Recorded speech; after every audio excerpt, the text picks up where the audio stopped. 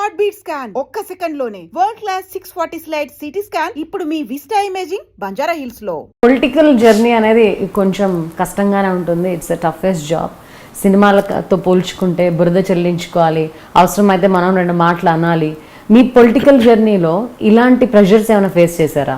నాకు లేదు, ఇలాంటివి ఏమీ లేదు. కానీ కొందరు స్టాల్వర్డ్ పెద్ద పెద్ద నాయకులు మాత్రం కొద్దిగా జలసీను, అన్కంఫర్టబుల్ ఫీల్ అయ్యేవాళ్ళు.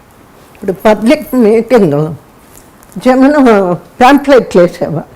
జమున పేరు పెద్దదేసి మరి స్టాల్వర్డ్స్ పేర్లు చిన్న వేస్తే వాళ్ళని హక్ చేసినట్టు. ఇట్లాంటివి వాళ్ళు కొంచెం పెద్ద రాజకీయ నాయకులు ఇబ్బందుల్లో పడ్డారు. కానీ నేను మాత్రం వాళ్ళని ఎంతో గౌరవంగా చూసేదాన్ని. పబ్లిక్ మీటింగుల్లో కూడా వాళ్ళతో సమానంగా కూర్చోబెట్టేవాళ్ళు. వాళ్ళకి చాలా ఇబ్బంది పడేవాళ్ళు. ఎందుకంటే తమాషా కృష్ణా జిల్లాలో ఒక దీనికి కాంగ్రెస్ మీటింగ్ పెట్టారు. అక్కడంతా ఈ స్టాల్వర్డ్స్ అంతా వచ్చారు, పెద్ద పెద్ద నాయకులు. అందరూ స్టేజ్ మీద దివాన్ మీద కూర్చున్నారు. ఒక నాయకుడు మాట్లాడుతున్నారు. నాకు కారు లేట్గా పంపించారు కాబట్టి నేను అప్పటికే ఆయన లేచి మాట్లాడుతున్నారు. ఇప్పుడు ఉన్నారు ఆయన మాట్లాడుతున్నారు. నన్ను అప్పుడు తీసుకొచ్చారు. వాళ్ళు ఎప్పుడు రమ్మంటే అప్పుడు రావాలి కదా స్టేజ్కి. సరే పాపం ఆయన సీరియస్గా మాట్లాడుతూ ఉంటే పార్టీ గురించి నేను వచ్చేటప్పటికి మొత్తం జనమంతా జమునా జిందాబాద్, జమునా జిందాబాద్, కాంగ్రెస్ పార్టీ జిందాబాద్ అని అరుపులు. దాంతో పాపం కొంచెం డిస్కంఫర్ట్ ఫీల్ అయ్యారు.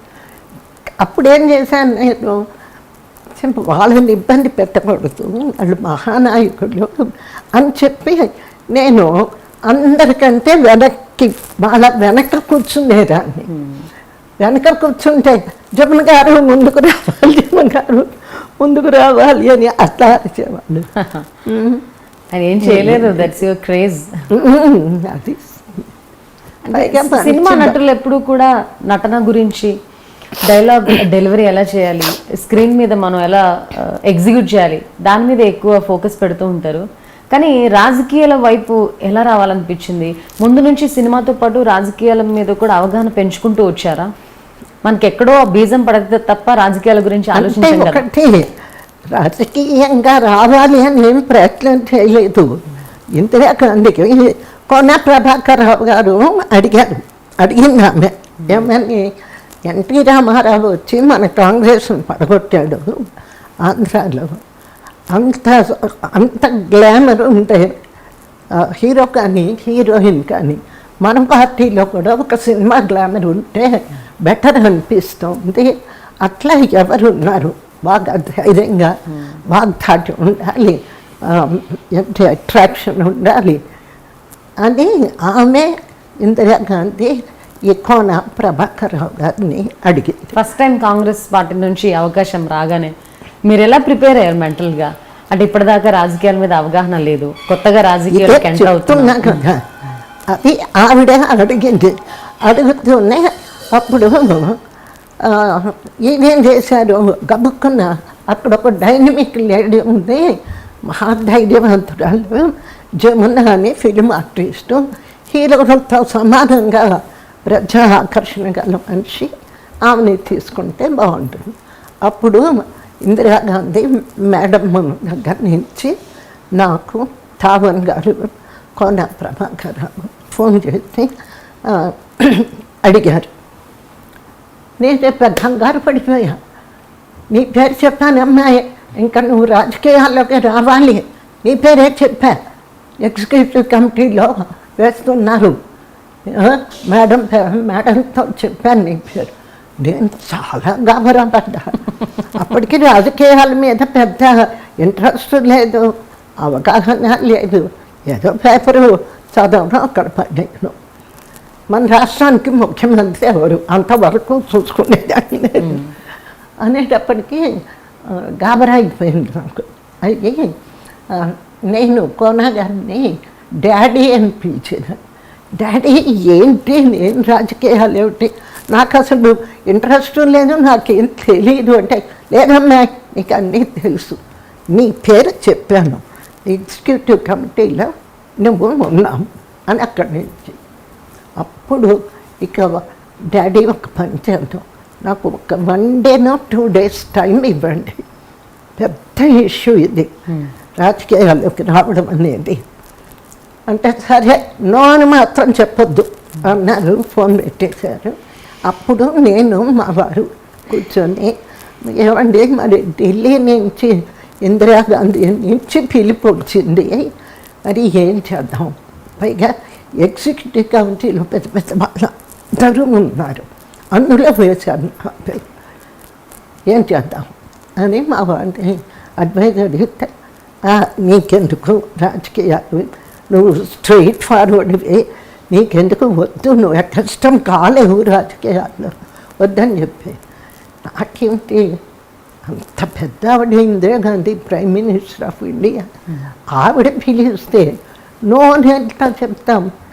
అప్పుడు నేను మా వారిని కన్విన్స్ చేశాను, వద్దండి ఇందిరాగాంధీ ఇంట్రెస్ట్ చూపుతుంటే వద్దని ఎందుకన్నాను, ఏదో ఎగ్జిక్యూటివ్ కమిటీలో 30 మందిలో నేను ఒక దాన్ని ఉంటాను కదా అని చెప్పి. ఎందుకంటే మా బ్యాక్గ్రౌండ్ కూడా ఫ్రీడమ్ ఫైటర్స్.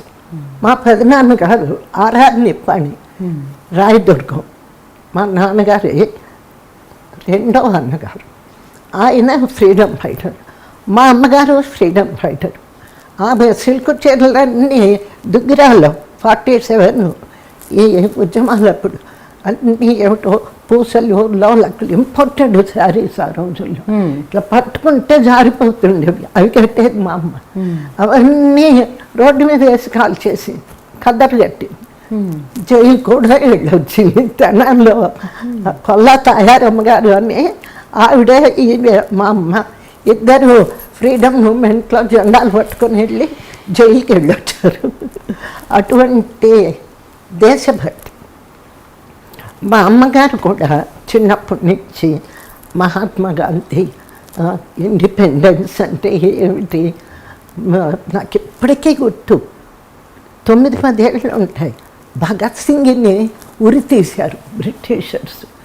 తీస్తే పేపర్లో రేడియోలో అంతా వచ్చింది. ఇక మా అమ్మ ఓ అని ఏడుస్తుంది. ఎందుకు మా అమ్మ చిన్నవాడు ఏం తెలుసు, ఎందుకు ఏడుస్తుంది, తనతో పాటు నేను ఏడ్చాను. మా భగత్ సింగ్ దేశభక్తుడు, ఈ త్వరలో ఆయన్ని ఉరి తీసేశారమ్మా అని చెప్పి ఏడ్చేసి. అట్లా అక్కడ మీకు బీజం పడింది. అక్కడ పడింది. మా అమ్మగారి ద్వారా అసలు కాంగ్రెస్ పార్టీ అన్నా, రాజకీయాల్లో కొంచెం నాలెడ్జ్ ఉన్నా, ఎవరెవరు ఏమిటి అన్నది. అట్లాగే